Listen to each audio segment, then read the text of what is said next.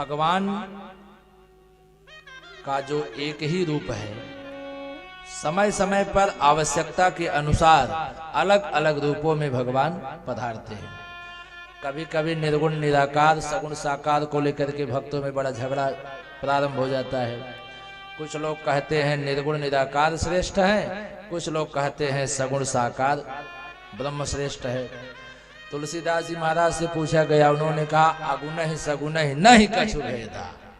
निर्गुण निराकार सगुण साकार में कोई भेद नहीं है। निर्गुण निराकार ही समय पड़ने पर सगुण साकार का रूप लेकर के आ जाता है। एक संत जी ने कहा, ना तो उसका आकार है ना तो उसका निराकार है, जिसके लिए इतना बड़ा झगड़ा मचा हो तो एकदम बेकार है। बोल सच्चिदानंद भगवान जय हो। किसी ने कहा कि वह निर्गुण निराकार ही सगुण साकार का रूप लेकर के आता है, यह बात ज्यादा समझ में आती है और स्पष्ट भी है कि जहां जिस रूप की आवश्यकता पड़ी वहां भगवान उस रूप को लेकर के पधारे। और इसी लीला में आप देखिए, कल के कथा में आपने जब श्रवण किया तो कंस के कारागार में भगवान किस रूप में आए थे? सबसे पहले तमद्भुतम बालकम अम्बुजे क्षणम, अद्भुत चतुर्भुज बालक का रूप लेकर के आए। और वही भगवान जब चलने की तैयारी में हो गए तब क्या रूप हो गया?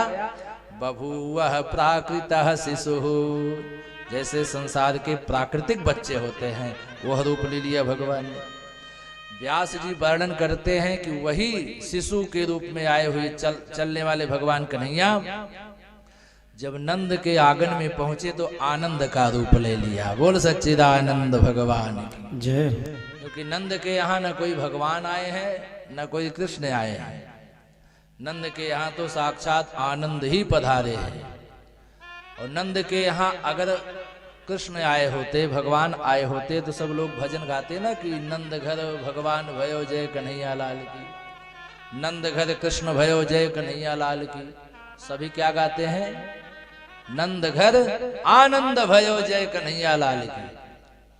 अब दूसरी बात ये समझिए कि भगवान आनंद के रूप में केवल नंद के ही यहाँ आते हैं और कहीं नहीं आते।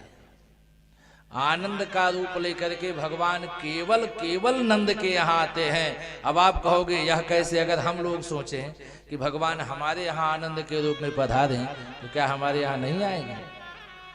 आएंगे, बस थोड़ा सा हमको अपने आप में परिवर्तन करना पड़ेगा। परिवर्तन क्या होगा?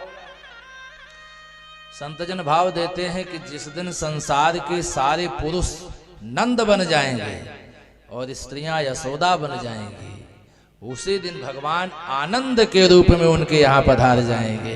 बाकी और कोई विकल्प नहीं।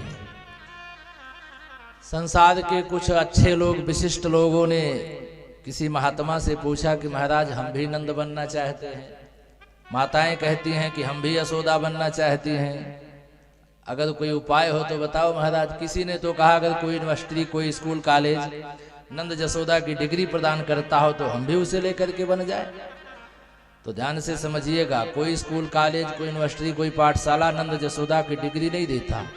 ये तो हमको आपको स्वयं बनना पड़ेगा। नंद कौन है?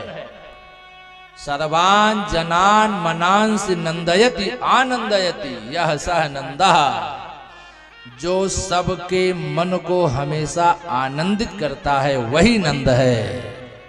और यशम ददात यासा यशोदा, जो सबको यश देती है वही यशोदा है। हम संसार के स्त्री पुरुष जिस दिन नंद यशोदा बनेंगे उसी दिन भगवान आनंद के रूप में हमारे यहाँ पधारेंगे, इसमें संदेह नहीं। किसी ने कहा अरे भाई भगवान के कितने रूप हैं, कितना रूप ले सकते हैं भगवान? थोड़ा अज्ञान था, वो अज्ञानी था। संत जी ने कहा कि जिस रूप को तुम सोच सकते हो वह रूप भी भगवान का होता है, और जिस रूप की तुम कल्पना भी नहीं कर सकते, सोच भी नहीं सकते, वह रूप भी भगवान का होता है। तो उसने कहा वो रहता कहाँ है? संत जन ने कहा ऐसी कोई जगह नहीं जहां वो परमात्मा रहा नहीं, हर जगह रहता है। तब उसने कहा कि हमें लगता है जितनी दूर में कथा का पांडाल लगा हुआ है उतनी ही दूर में वह भगवान रहता है। किसी ने कहा ऐसा क्यों कहते हो, ऐसा क्यों कहते हो? तो कहा भाई देखो, एक परिक्षेत्र, एक दायरा निश्चित कर दिया गया है।